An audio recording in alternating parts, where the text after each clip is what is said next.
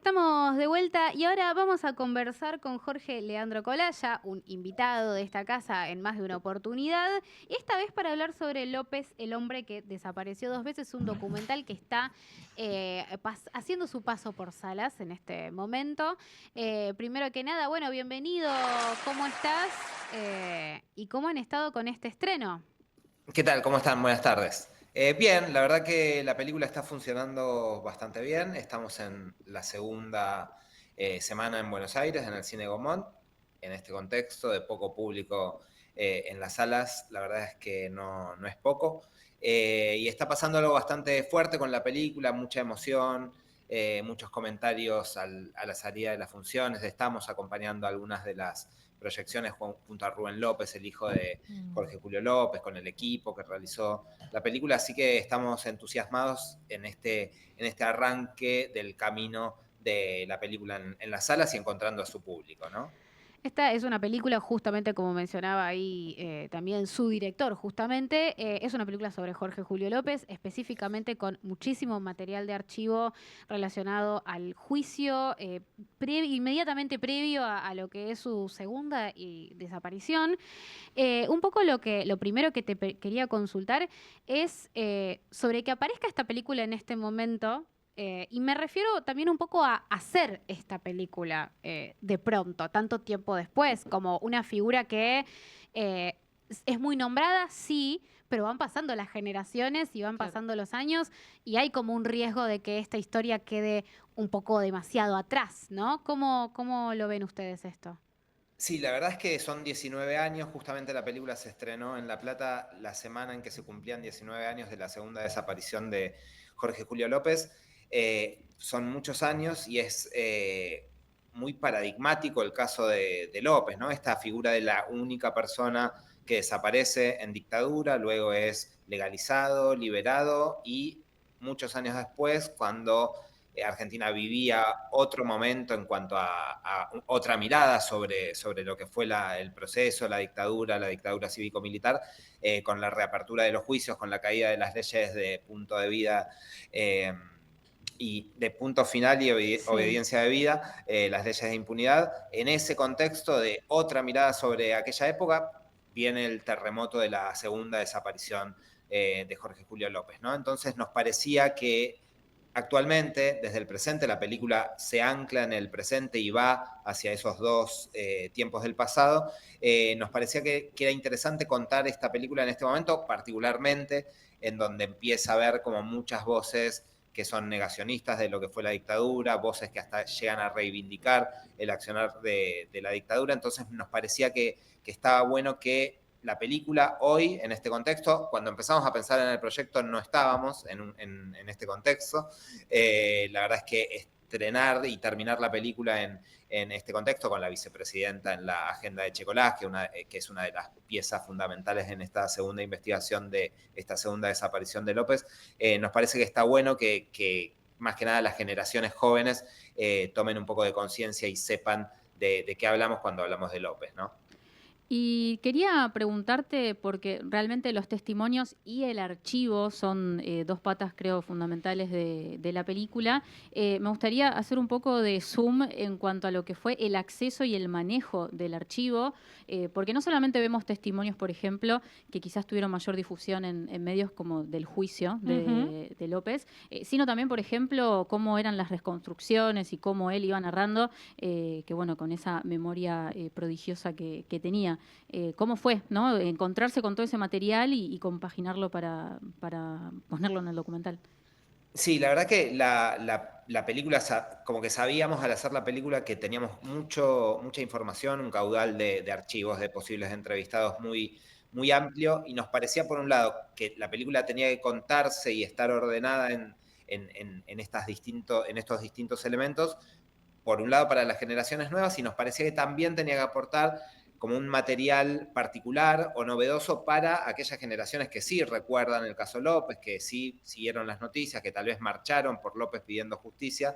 Entonces sentíamos que tenía que haber como un equilibrio entre esos dos costados. Y la verdad es que nos sumergimos en lo que fue el gran caudal de material de archivo. La verdad es que principalmente la Comisión Provincial por la Memoria es quien tiene en su guarda mucho del archivo que tiene que ver con distintas causas de lesa humanidad. Ellos hacen un gran trabajo de conservación de esos materiales de archivo, de registrar cada uno de los juicios que se fueron desarrollando en estos años. Y ahí era encontrar esos distintos materiales, distintas cámaras, distintos registros de distintas fechas que mostraban a un López declarando en la causa de Checolás, que tal vez ese fue el material que sí más se conoce a nivel público, pero sí, indagando un poco más, encontramos estas reconstrucciones, estas visitas a los centros clandestinos de detención en donde él estuvo detenido.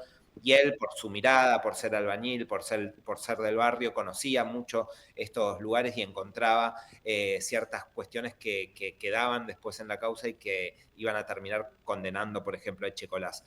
Y después algo que también que fuimos rastreando, buscando con mucho esfuerzo fueron unos materiales que están en unas causas que se llaman los juicios por la verdad, en donde aparecen dos policías vinculados al entorno de Checolás, que aparecen en la agenda de Checolás, que aparecen en sus papeles y que están claramente sospechados de tener un nivel alto de participación en lo que es la segunda desaparición de López, ¿no? Esas pistas prácticamente no están ni siquiera en las causas, estas pistas que nosotros desde nuestro humilde rol de documentalistas encontramos, buscamos, rastreamos, conseguimos que se nos autorice a poner en nuestro documental, prácticamente no fueron tomadas en cuenta por la justicia, ¿no? Entonces, después de tanto tiempo, con estas dos líneas de investigación bastante claras y concretas y que todos los abogados querellantes y todas las personas que estudiaron el caso sienten que hay algo ahí que pudo tener claramente que ver con la desaparición de López, que la justicia no haya hecho nada en todo este tiempo,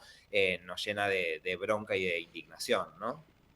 Es tremendo porque eso se refleja mucho en el documental a través de los testimonios, que son como la otra pata, ¿no? Como decía Cami antes, están como estos dos focos que tienen que ver con el archivo en sí y con las voces que cuentan un poco todo esto, más que nada post-desaparición, en donde ya dejamos de tener archivo, digamos, de Jorge en sí mismo.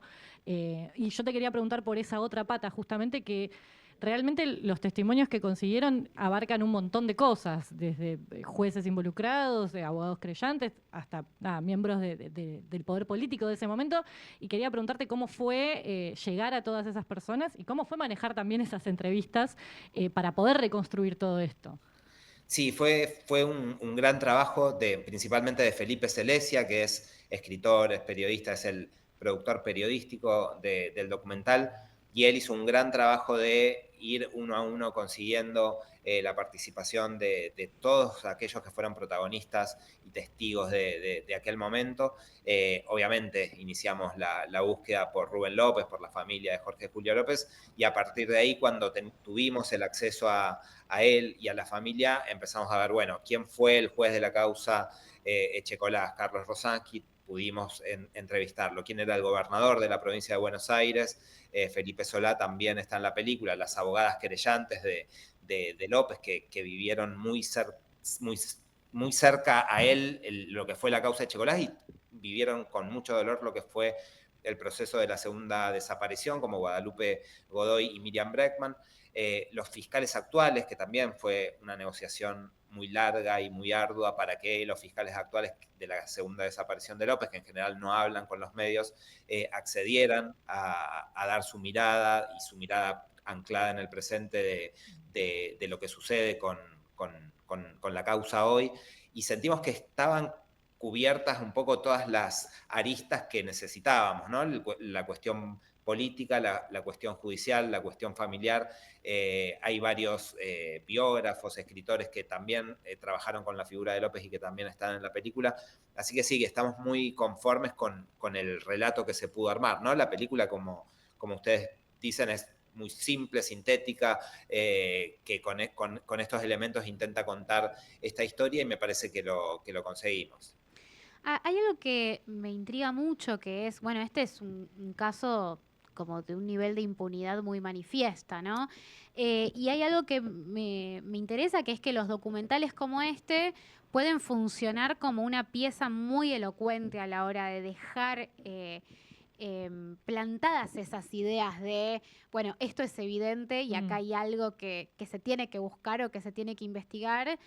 Sabemos de más de un caso en donde las piezas audiovisuales colaboran con que haya un movimiento en revisar o repensar casos concretos. Digo, ustedes piensan, digamos, en la relación que puede tener este documental en términos de un movimiento que pueda volver a hablar de esto en términos serios, digo, en realmente poder poner las dos cosas una al lado de la otra y decir esto que acá es clarísimo que no se investigó, pueda tener un futuro, no sé, más próspero para la investigación. ¿Cómo lo ven ustedes?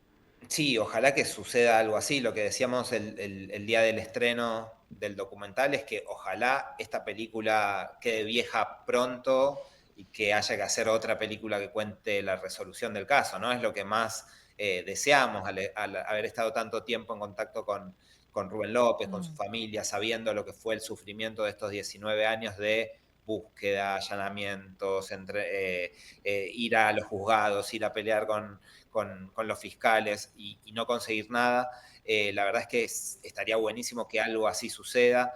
Justamente el otro día hablábamos con Aníbal Natiuk, uno de los abogados querellantes, con Miriam Breckman, de que ojalá que la película sirva para poner de nuevo en agenda, para que podamos rever el caso y que tal vez con las nuevas tecnologías también se pueda encontrar alguna pista y alguna línea de investigación nueva que nos lleve a la verdad de lo que sucedió, ¿no? Fueron 19 años en donde no hay una sola pista clara y concreta que la Claro. justicia tenga sobre lo que pudo haber pasado con López después de esa caminata, aquella mañana de septiembre que nosotros reconstruimos. Y obviamente lo que más deseamos es que algo así suceda y que la película muy pronto quede vieja y podamos saber la verdad de lo que pasó con Jorge. Y después hay otra cosa que me parece sumamente interesante de la película, que es algunas cosas que problematiza, porque si bien mencionabas vos mismo también recién esto de, bueno, es una película en términos estructurales es sencilla, ¿no? Claro. Digo, es como tiene pocos elementos, digo, hay como una línea muy clara, qué sé yo, digo, es como sencilla, pero no obstante eso se problematizan como un montón de cosas en los testimonios. Una de esas tiene que ver con la voluntad política en el avance de este tipo de casos y me parece súper interesante que este es un caso que interpela directamente a la voluntad política en democracia.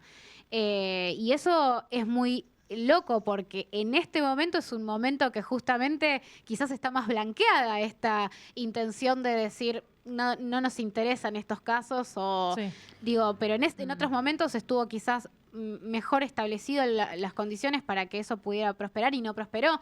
Digo, ahí hay un montón de cosas que son incómodas para discutir y la película, bueno, los pone sobre la mesa y te quería consultar un poco sobre tu mirada también sobre esto que es tan complejo. Sí, la verdad es que el caso López, desde su arranque, desde ese septiembre del 2006, se convirtió en un caso incómodo, ¿no? Para todos. De hecho, en los primeros años de esta segunda desaparición se hacían por ahí dos marchas, una marcha de la izquierda reclamando justicia y culpando más al gobierno, otra marcha reclamando justicia, pero poniendo el foco en los ecos de la dictadura y en las fuerzas militares.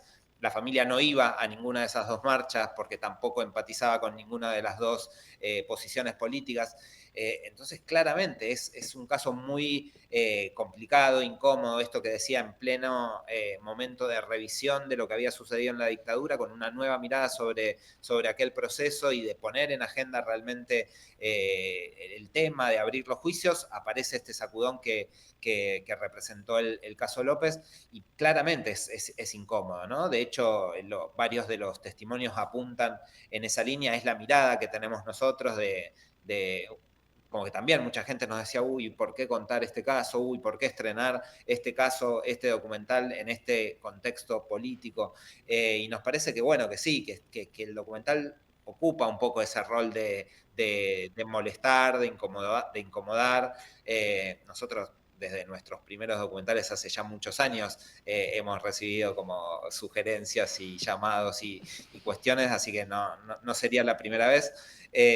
Pero sentimos que es un poco el rol del documental también traer a un primer plano y traer agenda casos de los que no son cómodos hablar, ¿no? Entonces me parece que la película cumple ese lugar y de hecho inmediatamente después del estreno la película nos la están pidiendo de escuelas, de centros de memoria, de distintos lugares que me parece que está bueno abrirlo y que la película, una vez que cumpla este tiempo en las salas de cine, largarla y que pueda cumplir ese rol político y ese rol social que tiene el documental, ¿no? Sí. Bueno, yo tengo por lo menos una última de mi parte, que tiene que ver estrictamente con estrenar un documental en este contexto en el cual también hay algo que sucede.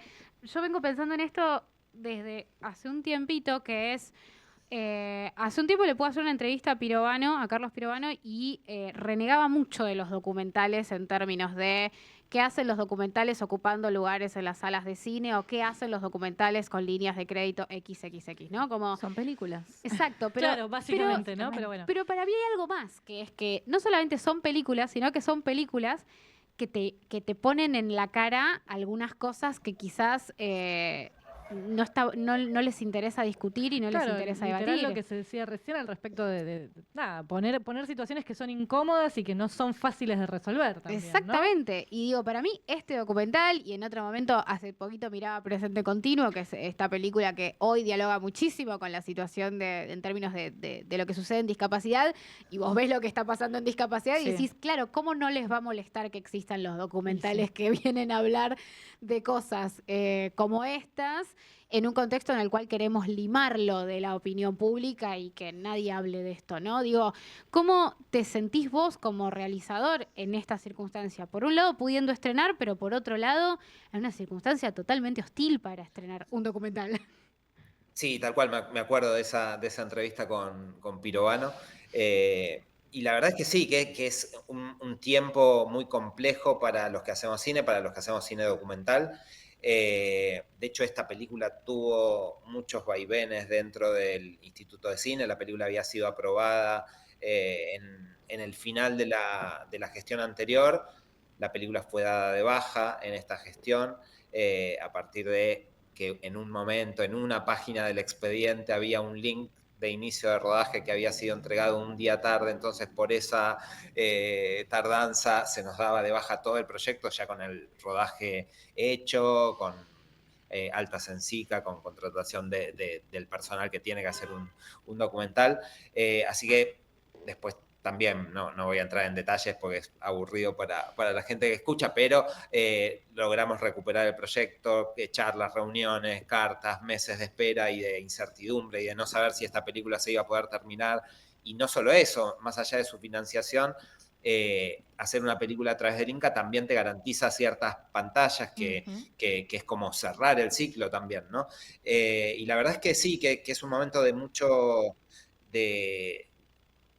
De no saber un poco hacia dónde ir con nuestros documentales, como que es un segmento que está muy golpeado, como muy estigmatizado por esta gestión. Hay como un desprecio hacia los documentales, como planteaban ustedes, hay muy pocas líneas de financiación, como que solamente quedan las vías digitales con unos montos de premios que son bajísimos y que son muy difíciles, que sirven solo para algunas películas muy pequeñas, pero realmente no se pueden seguir desarrollando documentales como se venían desarrollando en los últimos tiempos, ¿no? Y me parece que el cine documental argentino en los últimos años ha tenido un gran crecimiento, hay propuestas súper interesantes, seguramente más interesantes que las que propone el cine de ficción y con propuestas más renovadoras de lenguaje, con híbridos entre ficción y documental, películas que funcionan y que funcionan muy bien en las salas de cine, pero claramente hay algo ahí de lo real y de la incomodidad de tratar ciertos temas que al Estado y a esta dirigencia del Instituto de Cine no le agrada demasiado, ¿no? Creo que con ustedes alguna vez hablábamos de que uno de estos concursos de documentales se anunció con una imagen de un león en África, Claro que sí. como si los documentales fueran esta cuestión del National Geographic y no la mirada hacia el otro, hacia Sí, realidades sí. cercanas pero lejanas y todo lo que puede contener y contar un documental argentino hoy. Sí, sí, totalmente. Bueno, Sí. Me había olvidado del clarísima. león en África. No, Sí. creo que es un resumen muy bueno, igual esa imagen de qué significa para determinado sector el documental, ¿no? sí. Bueno, también hacen muchas publicaciones diciendo Todas con- algo del sí. cine Sí. con imágenes hechas con IA. Sí, Dale, sí. sos el Obvio. Inca, no tenés imágenes. Pues, De película. tal cual. ¿no? Digo. Clarísimo, clarísimo. Bueno, la verdad es que no me queda más que agradecerte por tu tiempo una vez más en este programa. Si querés contanos un poquito dónde podemos ir a ver la película Sí. en los próximos días y el mayor de los éxitos. Bueno, muchísimas gracias a ustedes por el apoyo, por el rol militante del cine que hacen de apoyar cada uno de los estrenos. Me parece que eso está buenísimo y esperemos que el año que viene siga habiendo películas y siga habiendo estrenos. Y bueno, López se está exhibiendo ahora en el Cine Gomón a las 16:30 hasta la semana que viene. Va a tener algunas funciones más en distintos espacios Inca. Se estrenó en La Plata, pasó por el FABI, el Festival de Bariloche y se llevó 4 premios, así que fue muy linda también la experiencia del documental en el Festival de Bariloche, y estamos ahí acompañando la película con muchos de los protagonistas también yendo a las salas a conversar y a charlar con el público, y el Instagram de la película, donde estamos anunciando todas las funciones, es lopez.lapelícula, y ahí se van a enterar de todas las novedades que tienen que ver con las proyecciones de López, el hombre que desapareció 2 veces. Excelente, muchísimas gracias y te mandamos un enorme saludo. Muchísimas gracias a ustedes y nos vemos pronto. Ahí estábamos conversando con Jorge Leandro Colás, director de López, el hombre que desapareció 2 veces. Ahí dejó todos los datos para que puedan ir a verla o seguirla en redes sociales. Y a nosotros nos va quedando poco de programa, pero tampoco. Queda un poco más. Tampoco. Bien. Tampoco. Y por si no quedó claro, también recomendamos ir a ver esta película. Por supuesto. Porque la verdad es muy, muy interesante. Sí, muy movilizante. Sí. ¿No? Sí, Me sí. pasó algo parecido a lo que me sucedió cuando fui a ver el documental del incendio de Barracas. Que es esto de No lo vi. Me imagino que debe Sí, ser sí. indignación, movilización y decir, che, no puede ser que esto esté pasando y que muchos de los actores involucrados en el hecho sigan Sí. sin ningún tipo de consecuencias. Sí, sí, Solo sí. para decir Sí. eso. Pero bueno. Nancy, ¿a vos te queda algo que también había estado muy movilizado? No, sí, la verdad que me pareció eso, muy movilizante. Si bien es un personaje, ya se volvió, ¿no? Jorge Julio López se volvió como un personaje de nuestra cultura popular. Me parece que revisitar lo que es la persona y lo que había llegado a decir antes de desaparecer. Tremendo. Sí. Porque además, nada, la cantidad de pavadas que se han dicho son Sí. muchísimas, obviamente, alrededor de su desaparición. Entonces, volver a ver un poco el archivo, y el archivo de lo que él también iba registrando de sus memorias, me parece súper rico ver un poco de todo eso. Es fantástico, y pensaba también, en base a lo que decía Jorge con respecto a que quede viejo rápido este documental y ojalá, etcétera, en casos como lo de The Ratty Horror Show, en donde justamente que se revise en un documental hizo que algo se mueva un Sí. poco más y que alguien pueda dejar de estar preso por algo que no tenía por qué estar en esa circunstancia. Entonces, nada, es otra de las potencialidades del documental que me parece que valen mucho la pena. Sí, totalmente. Bueno, y lo que vamos a hacer en este momento es hacer un breve corte y después, el día de hoy tenemos algunas cositas en agenda para recomendarles. Así que, Nancy, ¿con qué vamos a hacer esta pausa? Esta pausa la vamos a hacer con Dirty Work de Steely Dan.